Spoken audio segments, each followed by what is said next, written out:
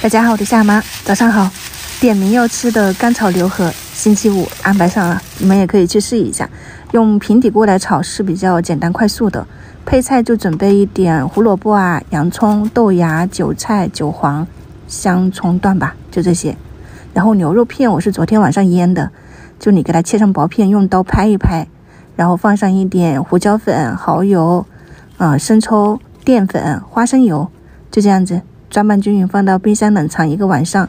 起锅热油开炒，我就放了这么一点油啊。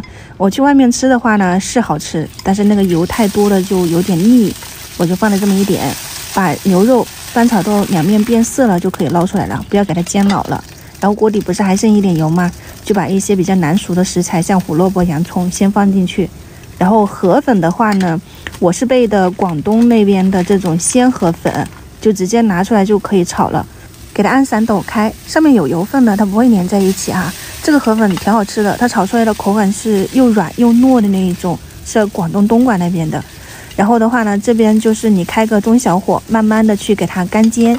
上颜色的话呢，就是一些老抽或者是红烧酱油，颜色深一点的，再来上一点蚝油，给它们翻拌均匀。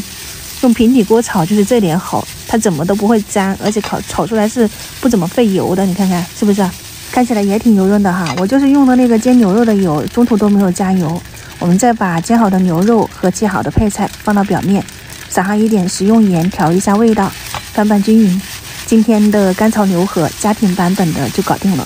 我看了一下整体的时间，就是煎牛肉到这个出锅6分钟，卖相啊、味道啊都不错的。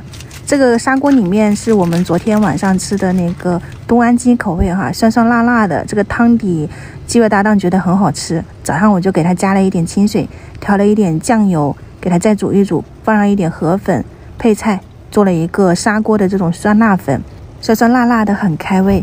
看了一下他们都还没搞定哈，现在是6点53分的时间，给他们再煮一个汤，就是类子豆腐，你给它划成这种小块，放到开水锅里面，调上一点白胡椒粉、盐、生抽，先煮一小会儿。出锅之前搅上2个鸡蛋液淋上去，还有一点配菜你也可以放进去嘛，点缀一下。